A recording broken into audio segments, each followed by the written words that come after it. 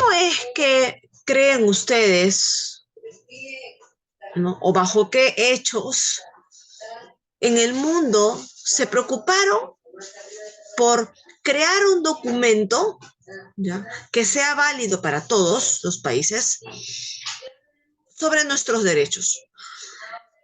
¿Cuál creen ustedes que fue el hecho que se dio para que los países se preocuparan y dijeran, ah, hay que crear derechos para todo el mundo?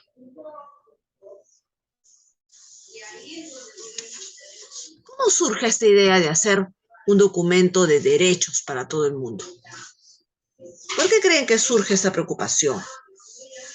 ¿Cuándo creen que surge?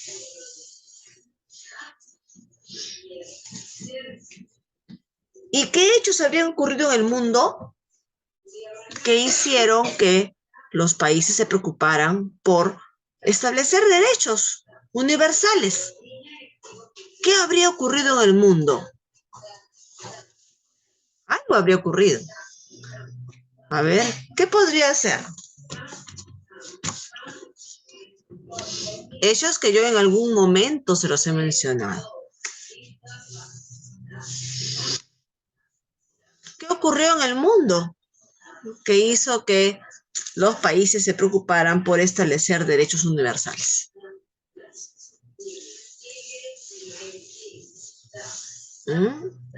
A ver, ¿alguna idea?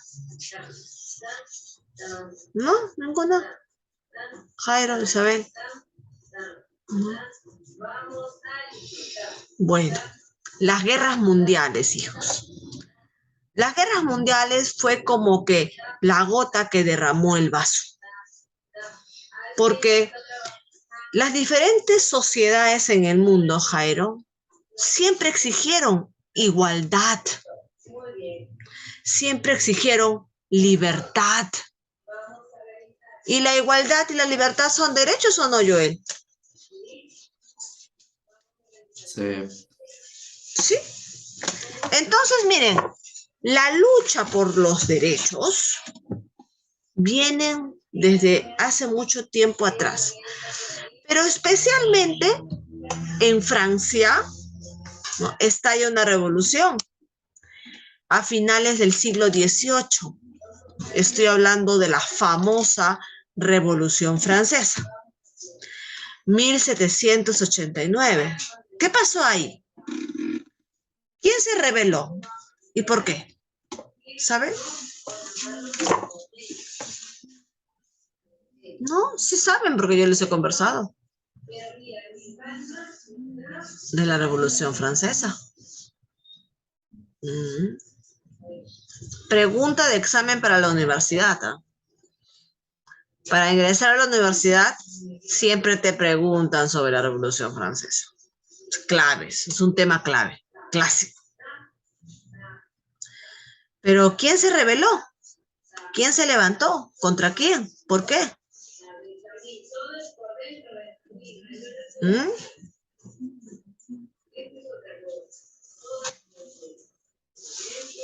¿No? ¿El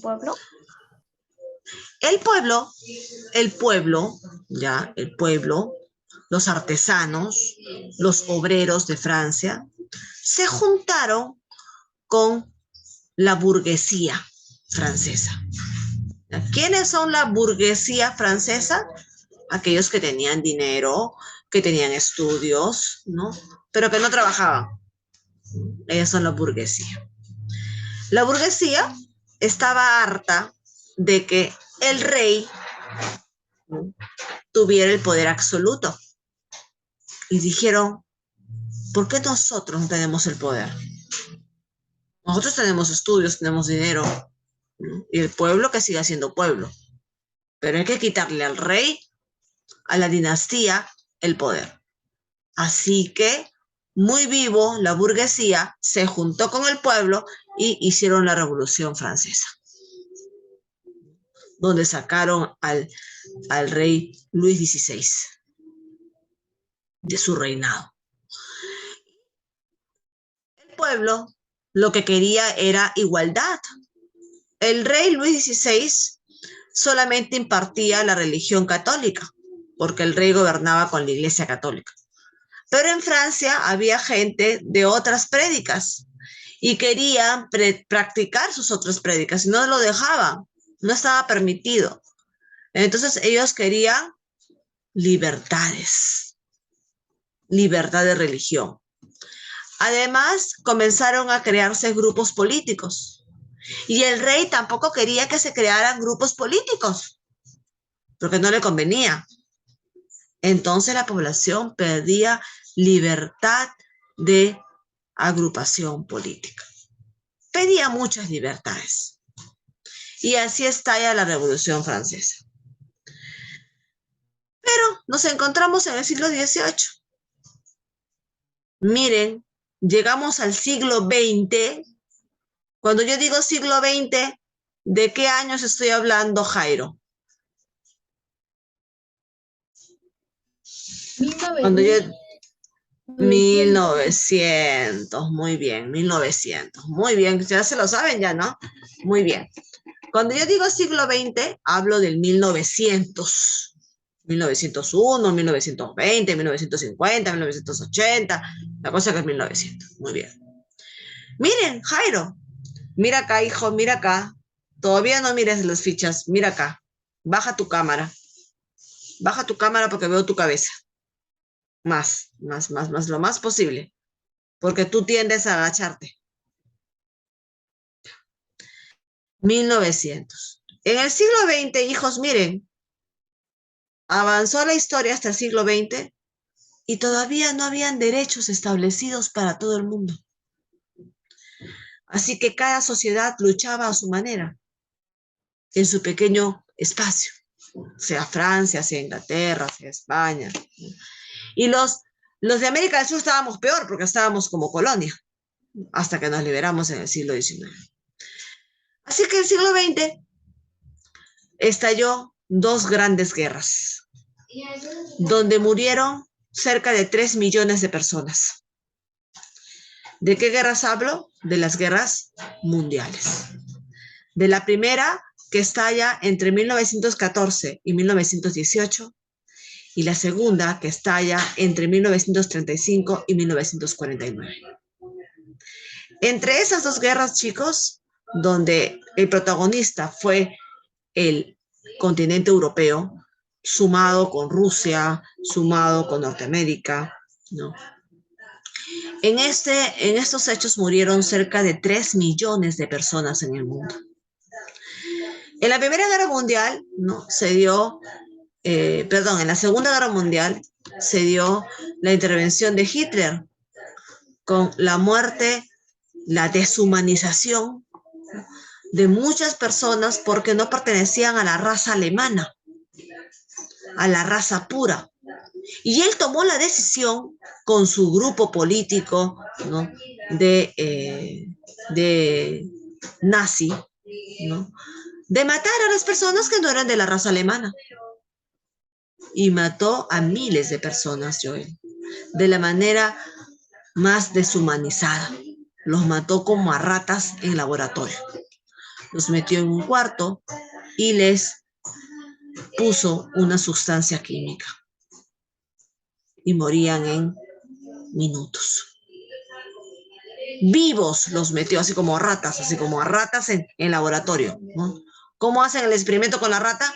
La rata está viva, campante, le meten, le inyectan, muere en segundos.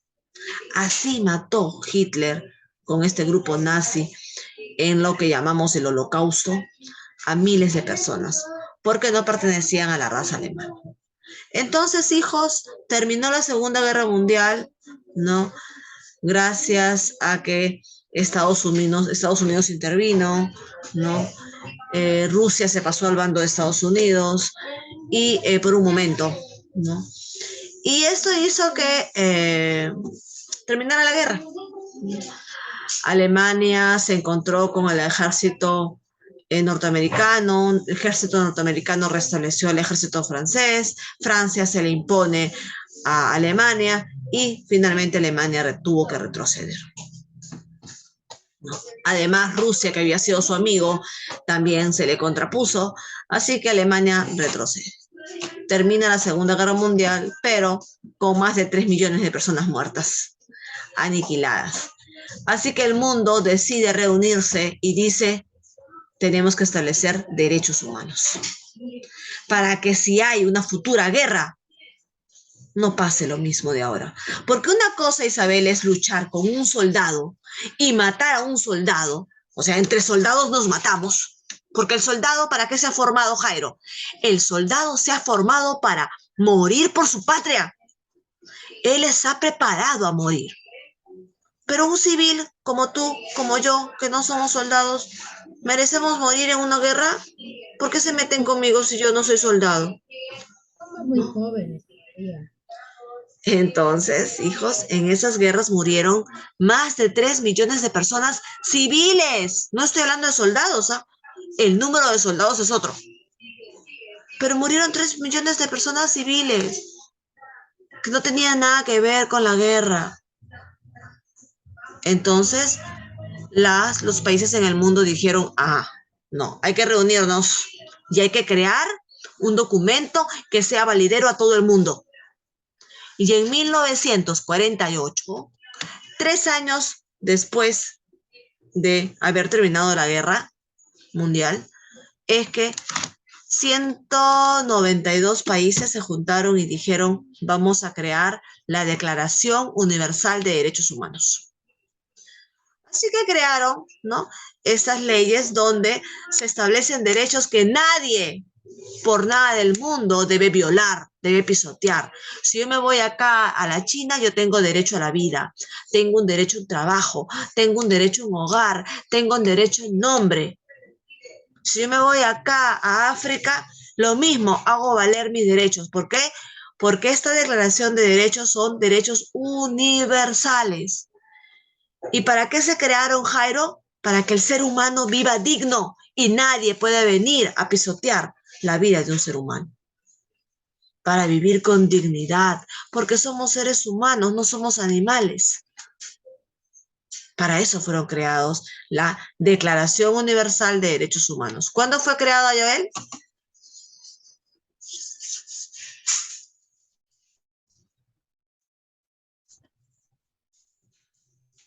¿En qué año crearon la Declaración Universal de Derechos Humanos? 1900. 1900. Año, no he pedido siglo, he pedido años, ¿cierto? 1900. 1970 no, 1900. ¿Cómo? 1900. A ver, un refuerzo para ustedes. Le repito, segundo año. Joel, Jairo. Y yo sé que me desconcentro con facilidad o que no retengo información con facilidad, Miss Carlita hace mucho tiempo les ha recomendado que anoten. Pero hasta ahora veo que no me hacen caso. No me hacen caso. Están en segundo año, van a entrar a tercero, y al profesor le van a decir en tercero, no me acuerdo. 1900. Van a decir cómo han pasado a tercer año. Entonces, cuando yo tengo problemas de atención, de concentración o de retención, muchachos, una vez más, yo tengo que buscar mis alternativas para ayudarme. Entonces empiezo a notar desde que la profesora empieza a hablar. Entonces, para yo retener ahí guardadito. Pero no me hacen caso, Sorita. No me hacen caso. Bueno, continúo. Isabel, ¿cuándo se creó la Declaración Universal de Derechos Humanos? Ya te ayudó en algo, Joel. 1903. 1948. Estaba cerca. Después de la Segunda Guerra Mundial. 1948, ¿ok? Después de la Segunda Guerra Mundial. Bueno, chicos, vamos a revisar dos fichas que nos van a permitir cerrar la idea, dos fichas que tendrán ustedes que imprimir, ¿no? Y que subrayar conforme lo vamos a hacer en clase, ¿ya? Y finalmente vamos a hacer una ficha de worksheet. Y además voy a dejar algunas preguntas porque creo que la necesitan investigar ustedes un poco. ¿Sí? Vamos a ver. Adrián se perdió la primera parte de la clase. Te has perdido el preámbulo de la clase donde yo he tratado de recordar algunos hechos que nos traen consigo la creación de la Declaración Universal de Derechos Humanos. Vamos a ver la ficha. Imágenes. Por acá. Ficha que yo envié ayer, ¿no? No todos de repente la han podido imprimir, pero si la tienes en la ficha física es mucho mejor leerla en físico, ¿no? Es mucho mejor leer la ficha en físico que leerla en la cámara, ¿no? Por ejemplo, a mí me cansa muchísimo la vista, no me concentro igual, ¿no? Pero depende de ustedes son más jóvenes, de repente ustedes sí lo pueden hacer, no lo sé, ¿ya? Yo igual se lo paso por acá a aquel que no lo pudo imprimir. Aquí está, y vamos a leer. Vamos a leer. No, ya, acá. Jairo la tiene impresa. Te felicito. Ahora vamos a leerla con concentración, Jairo. Joel, vamos a leer fuerte y claro, hijo. No estoy apurada. No será, no estoy apurado.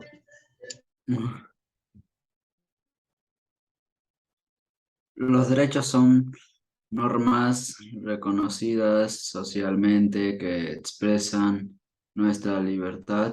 Un ejemplo de derecho es el poder expresar nuestra opinión públicamente. Como toda norma, un derecho pretende orientar el comportamiento de las personas y salvaguardar el sentido de dignidad humana.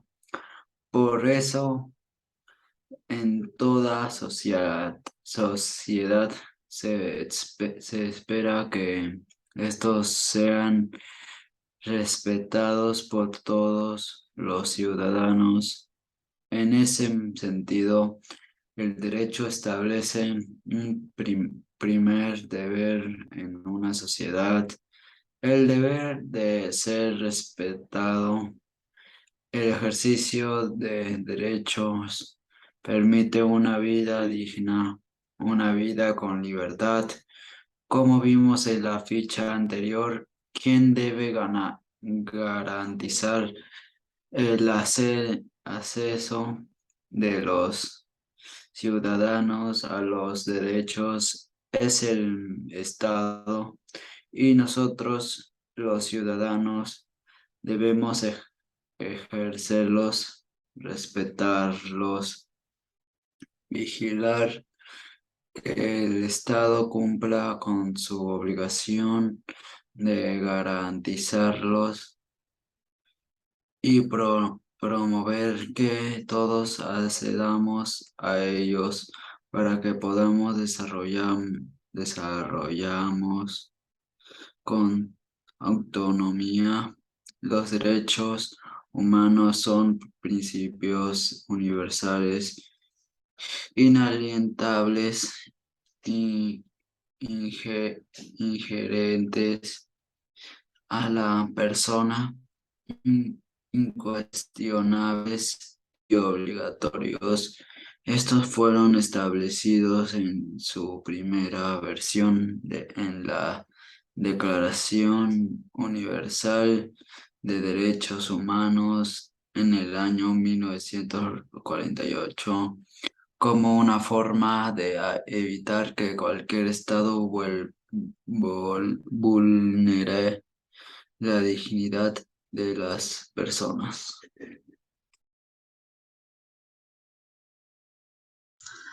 Ajá, rescatamos ideas principales, Joel, de lo que has leído, ¿no? Los derechos que son normas, son reglas, las cuales debemos respetarlas. Ahora, ¿para qué fueron creadas la Declaración Universal de Derechos Humanos? ¿Para qué? ¿Con qué objetivo? Para que logremos vivir, para que el ser humano logre vivir con dignidad.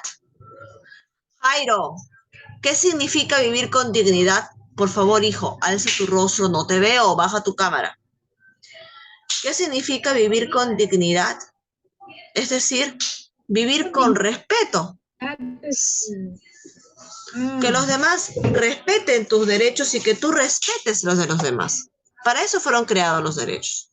Entonces, acá hay un elemento que funciona como el supervisor, como el que va a garantizar que respeten tus derechos. ¿De quién están hablando?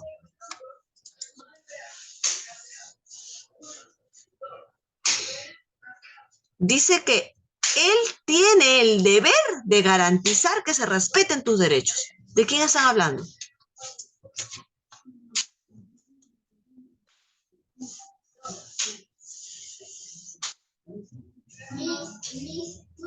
¿De quién?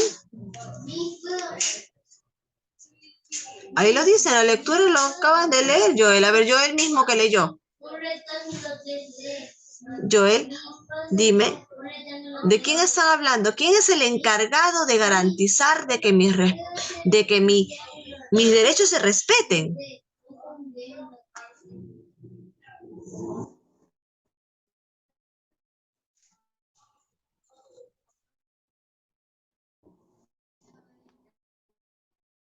¿Quién es el encargado, hijo? ¿Quién es el encargado? ¿Quién, Jairo?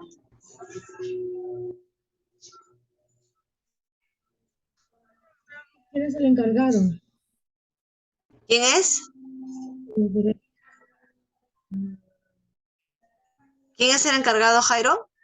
¿Quieres decir la respuesta? Derechos humanos. ¿Quién es el encargado? Te estoy preguntando. ¿Cuál es la respuesta?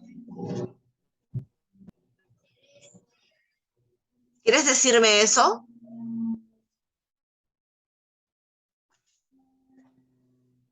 Isabel está levantando la mano. ¿Quién es el encargado, Isabel? ¿Cómo? El Estado. Lo acabas de leer, Joel. Yo lo he subrayado. El Estado es el que ¿Me preguntaba a tiene... mí? Sí, te preguntaba a ti, antes de Jairo. ¿No se escuchó? No, se lo escuchaba recortado así. Bueno, ya. El Estado es el que debe de garantizar en un país. Por eso es que nosotros tenemos un Estado de Derecho. ¿Cómo se llama el Estado peruano? La Constitución lo dice. En su Constitución, que también es recomendado que se la compren y que la tengan en su casa, que creo que está 5 soles en una librería, una Constitución. La Constitución del Perú dice que el Perú, Jairo, es un Estado de Derecho. ¿Qué significa Estado de Derecho? Es decir, que es un Estado que supervisa y respeta los derechos humanos de todos los ciudadanos. Y hay que tener cuidado cuando entramos en un estado de emergencia, Isabel, porque cuando el Estado dice, ciudadanos, estamos en estado de emergencia, ¿qué significa? Que ahí ya no estamos en estado de derecho.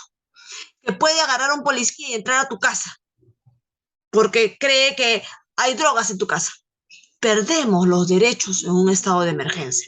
Pero eso se da en ciertos casos. Por ejemplo, en la pandemia, donde se nos prohibió salir, donde se nos prohibió juntarnos, donde se nos prohibió comprar, pues ahí estábamos en un estado de emergencia, no de derecho. ¿Ok? Pero gracias a nuestra Constitución, el Perú es un estado de derecho, donde el Estado es el responsable de supervisar que se cumplan nuestros derechos humanos. Ahora, ¿cuándo se creó esta declaración? Ya lo habíamos dicho, lo repito, en 1948, después de la Segunda Guerra Mundial. Ahora, ¿cómo son estos derechos? Recordemos, ¿qué características tienen los derechos humanos? Son universales porque yo me voy acá a la China y tenemos los mismos derechos. Son inalienables porque yo no puedo decir, ay, este derecho me lo pasó Isabel. No, Estos derechos son todos, de todos los seres humanos. Yo soy ser humano, Isabel es ser humano, Joel es un ser humano, todos somos de la especie humana. Son inherentes porque nacen con nosotros, Joel. Desde que ya tenemos un bebé en el vientre, este bebé en el vientre tiene derecho y por lo tanto no lo podemos abortar. Y por eso que existen problemas con el aborto en algunos países. Por ejemplo, en México el aborto está permitido, pero el aborto por causas de violación, ¿no? O por causas médicas. Pero en el Perú todavía no está permitido el aborto. ¿Por qué? Porque hay un conflicto con los derechos humanos. Porque los derechos humanos dicen que derecho a la vida, desde el vientre. Entonces, ¿cómo aborto? Entonces, hay conflictos en ciertos temas, jóvenes. Pero los derechos humanos tienen características. Son universales, son inalienables, son inherentes, son incuestionables. Nadie me puede decir, Jairo no tiene derecho a la vida. ¿Alguien puede venir a decir eso? No, porque el derecho a la vida es un derecho humano. Nadie puede cuestionarlo, ¿ok? Y son obligatorios porque todos debemos respetar.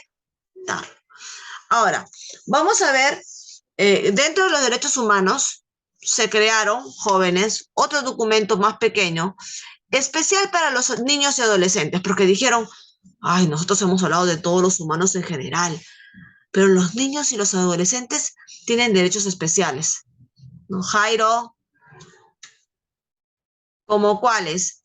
Derecho a la recreación, derecho a la salud, al entretenimiento, derecho a ser comprendidos, derechos a ser escuchados, porque son niños y adolescentes.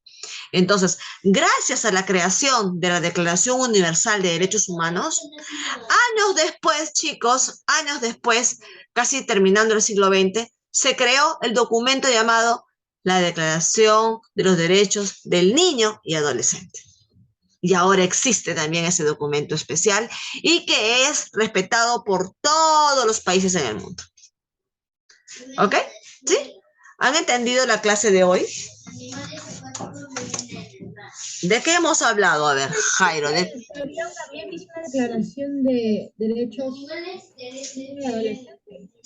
Sí, existe un documento que se llama la Declaración de los Derechos del Niño y Adolescente, donde son también alrededor de 30 artículos, de 30 normas que protegen exclusivamente al niño.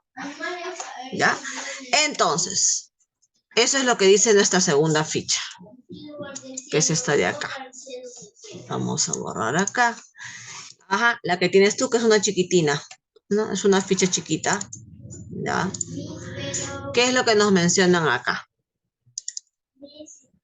¿Cuándo fue creada la Convención sobre los Derechos del Niño, chicos? Para que sepan, porque ha sido pregunta de examen de admisión. A la universidad preguntaron eso. ¿Cuándo se creó la Convención de los Derechos del Niño? En 1989. ¿Cuántos países estuvieron de acuerdo? 196 países. Miss, no se ve nada. ¿No? Se ve la primera ficha, ¿no? Ay, gracias, Adrián. Perdón.